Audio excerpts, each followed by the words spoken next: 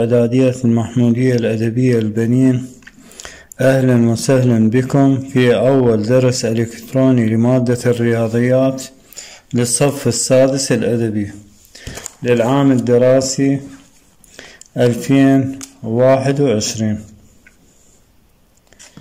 خير ما نبدأ به الكتاب لهذا العام هو كلام الله عز وجل. بعدها بأربع نصائح ثمينة للطلاب اللي يعانون من درس الرياضيات. أتمنى من طلابنا الأعزاء يلتزمون بهاي النقاط الأربعة، وهي التركيز والانتباه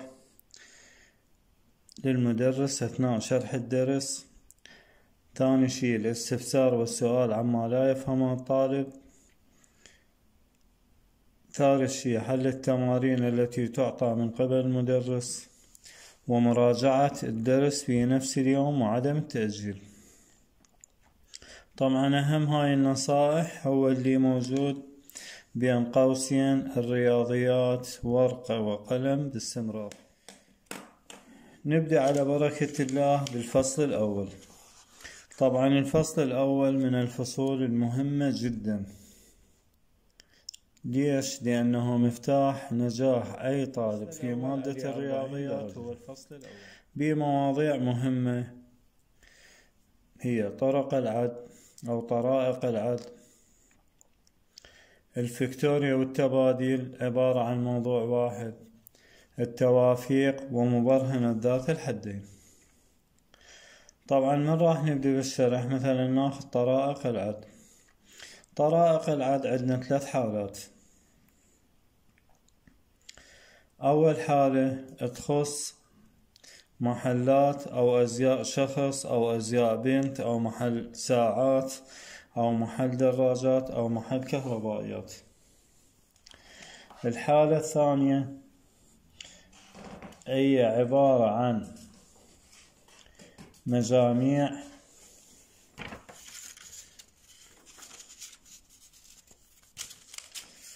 أرقام أو مجاميع حروف.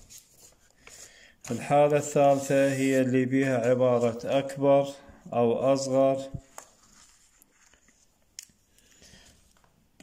طرائق العد، وهي عملية عد أرقام عدة في آن واحد، وتكون إما أولا أزياء ولد أو بنت، ثانيا محل دراجات، ثلاثة محل ساعات، أربعة محل أجهزة هاتف موبايل. وطريقة الحل: نأخذ الأرقام التي في السؤال ونجري عليها عملية الضرب. ثانيا بعد ما نجري هاي عملية الضرب نكتب كلمة مناسبة جوار الناتج. صف الناتج مثلا يقول لي كم ساعة، أكتب هل قد رقم ساعة. كم دراجة هوائية، مثلا طلع لي 180، أكتب 180 دراجة. نبدأ بأول سؤال في الكتاب، وهو مثال رقم 2. مثال رقم 2: أعلن أحد بائعي البدلات الرجالية أن لديه أكبر تشكيلة من البدلات، حيث يوجد في محله 5 موديلات، وكل موديل يوجد فيه 10 قياسات، وكل قياس يوجد فيه 7 ألوان. احنا ايش قلنا طريقة الحل؟ طريقة الحل قلنا نأخذ الأرقام التي في السؤال، يعني هاي الأرقام 5 10 7، ونجري عليها عملية الضرب. يعني شلون؟ أول خطوة تكتب يساوي أول رقم 5، ثاني رقم 10، ثالث رقم 7. طبعا إشارة الضرب تريد تكتبها تريد تكتبها دوت، نقطة، والأفضل النقطة، يعني الصحيح هي النقطة. ويساوي 7 في 5 35، وهذا الصفر ينزل. هنا شي يقول لي؟ فما عدد البدلات؟ اكتب هنا بدلة 350 بدلة، لأن احنا اتفقنا بطريقة الحل نكتب كلمة مناسبة جوار الناتج. هذا الناتج، الكلمة المناسبة آخذها من السؤال. فما عدد البدلات؟ اكتب بدلة. هذا بالنسبة لمثال 2 بالكتاب. نجي على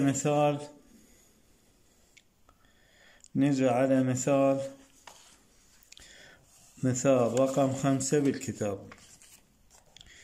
يقول لدى فتاة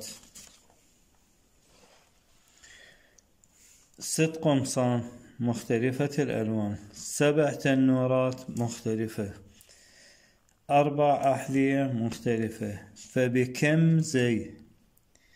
أول خطوة اكتب يساوي، آخذ الأرقام اللي بالسؤال اللي هي 6 و7 في 4 يساوي، أروح على صفحة 7 في 6 42، في 4 راح يطلع لي 4 في 2 8، 4 في 4 16، راح اكتب 1 6 8. فبكم زي؟ اكتب هنا زي.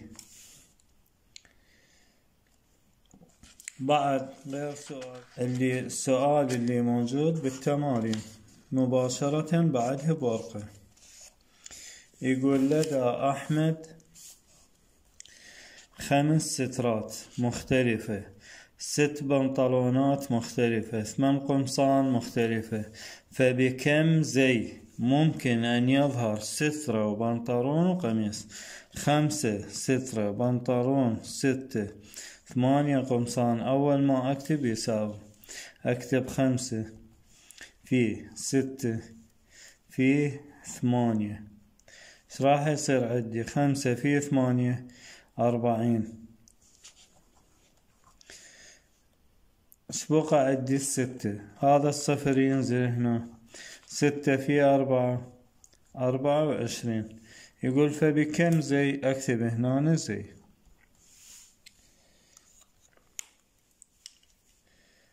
هذا درسنا لهذا اليوم، ان شاء الله هو درس قصير.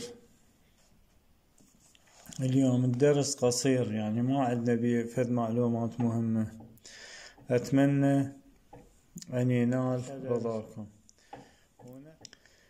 نعتذر عن أي خلل بالتصوير، لأن هاي أول تجربة إلكترونية. بقى عندنا واجب بيتي أعلنه محل للدراجات الهوائية، أنه يوجد لديه 5 أنواع من الدراجات، كل نوع 3 أحجام، كل حجم يوجد فيه 6 دراجات. فكم عدد الدراجات في المحل؟ طريقة الحل سهلة.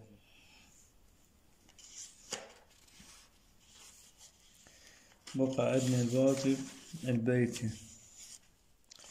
قلنا ناخذ الأرقام اللي موجودة بالسؤال، مجرد محل لديه 5 أنواع، هاي 5، فيه 3 أحجام، هاي 3، فيه 6 أحجام، هاي 6. 5 في 6 30، في 3 هذا الصفر ينزل، 3 في 3 9. شي يقول هنا وين فكم؟ شباب فكم عدد الدراجات جاي بال2012 ونفسيته متكرر بال2019. بالتمهيدي بال2019 صاحب محل ساعات لديه 10 ماركات، 7 ألوان، 5 أحجام، 7 ألوان. الجواب يطلع 350. الرجاء من الطلاب يحلوا ويحلون ال3 أمثلة اللي موجودة ال3 أمثلة اللي موجودة بالكتاب. وشكرا جزيلا.